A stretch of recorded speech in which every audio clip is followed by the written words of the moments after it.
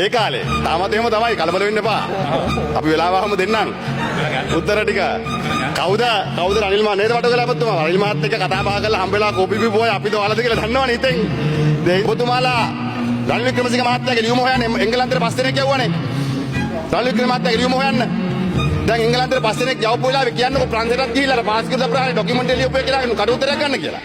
ළඟනේ අල්ල කෝච්චි යන්න පුළුවන් පෑන්. ඇයි එංගලන්තේ උතරක් යව ලංකාවට ගේන්නේ? නේ අපරාධ ටිකට් පහ. නෙළුම් පාරයි පැලවත්තේ අතර ලොකු දුරක් නැහැ.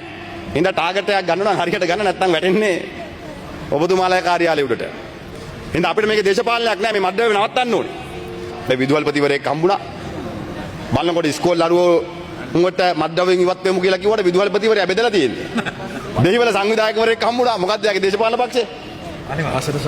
මොකේ ආසන සංවිධායකර පොට්ටු වෙනන්නේ වෙයි. ආණ්ඩුවේ. ගුරුවරයාගේ නෝනා ආණ්ඩුවේ. ගුරුවරයාගේ නෝනාත් ආණ්ඩුවේ. ඒතර කැම්පස් එකේ විශ්වවිද්‍යාල ශිෂ්‍යයා ඔබේ තරුණ සංවිධානයේ කෙනා. එයාගේ තාත්තා අම්මත් ඔබ තමුන්නාසලාගේ දේශපාලන පක්ෂයේ മന്ത്രിවරයෙක් ප්‍රාදේශ සභාවේ. සමිතියේ සභාපති. අදලා ගුරුවරයා ඉඳලා තියෙනවා මේ ආරක්ෂක කමිටුවේ සභාපති.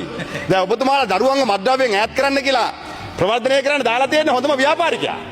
මද්ද්‍රව්‍ය ව්‍යාපාරය කරන කෙනා. බෙදෙන කෙනා.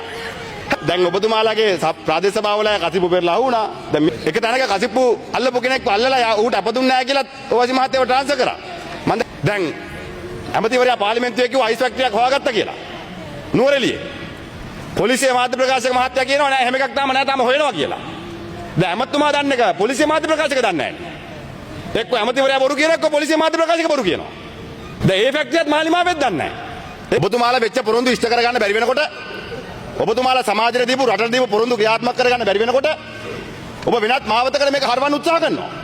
ආණ්ඩුව විසින් මෙහෙවන සංවිධානාත්මක අපරාධ රටේ ක්‍රියාත්මක වෙනවා. දැන් එක වෙලාවක කෝ දවසේ වෙඩින නවත්වයි කිව්වනේ. අනිත් ඊට වෙඩි තියලා කාන්තාවක් නැති වෙලා හෝටලේ වැඩ කරපු. නවත්තන්න පුළුවන් නම් තියෙන එකම තමයි නවත්තන්නේ. අතන මාලිමාවට සම්බන්ධ ඔබේ ආණ්ඩුවට සම්බන්ධ කෙනෙක් අහුනම එයාට ඩීओ නැහැ. ඩිටෙන්ෂන් ඕඩර් එකක් නැහැ. හැබැයි වෙනත් දේශපාලන පක්ෂවල අහුනාම ඩීओ එකකුත් ගහලා මාධ්‍ය සාකච්ඡාවකුත් තියලා බ්‍රේකින් නිවුස් එකකුත් ගහනවා. අය පොක් දැන්නාව සනත් ඩීओ එක ගැහුවද? උත්තර දෙන්නකෝ. කො දෙන්නකෝ උත්තරේ? වැඩිම අයිස් ප්‍රමාණය අහුනේ. කොහෙද යාර ඩීओ එකක් දුන්නේ අමතුමා? අමතුමා ඔබතුමා මේක ආරක්ෂා කරන්න යන්න එපා. ඔබතුමා නීතිඥවරයෙක් නේ. ඔබතුමා මේක ආරක්ෂා කරන්න යන්න එපා. ඔබතුමා මේක ආරක්ෂා කරන්න එතුමාට බාර දෙන්න එපා. එතුමා නීතිඥවරයෙක්. එතුමාට හොඳ නෑ ඒක. දැන් අවුරුදු ගාණක් තිස්සේ ඔබතුමාලා ඒ තාත්තා දීපු උපදෙස් තමයි මම මේ ඔයාලට දෙන්නේ. ඒව අහගන්න. ඒව අහගන්න. එයාටත් දෙන්නම්. ඔයාලා අහගන්න. ඔයාලා හැදෙන්නකෝ දැන්. දැන් පාපිසි කෑලි පාර්ලිමේන්තුව ආවම සභාපතිතුමිය ඕක තමයි වෙන්නේ. ජනාධිපතිතුමාලා පාපිසි කෑලි ටිකක් එවලා එතුමාත් අමාරු වෙටෙන් යන්නේ මේ. ඒ හින්දා මේක පැත්තකින් සාක්ෂි හදනවා. එක පැත්තකින් ඔබතුමාලාට අපි චෝදනා කරන්නේ නැත්තේ ඒකනේ. දේශපාලන වේදිකාවේ හිටපු ඔබතුමාලා වෙනුවෙන් කතා පවත්වපු අය ගෙනල්ලා පොලිසිය තනතුරු දුන්නා. ගරු අමාත්‍යතුමාලා STF එකේ ප්‍රොමෝෂන් ගැනත් පොඩ්ඩක් බලන්න. මොකද ගරු අධිකාරී ජනාධිපතිතුමාගේ PSOත් ඒක ඉන්නවා. මොකද හැමතුමා කිව්වා තිරුගුණාමලේ සිද්ධිය. නේ හාමුදුරන්ට ප්‍රහාරයක් හාමුදුරන්ට ගහපු දෙන්න අත්අඩංගුවට ගන්නවා කිව්වා. නීතිය ක්‍රියාත්මක කරනවා. මොකද බුදු පිළිමේ බේරගත්තනේ.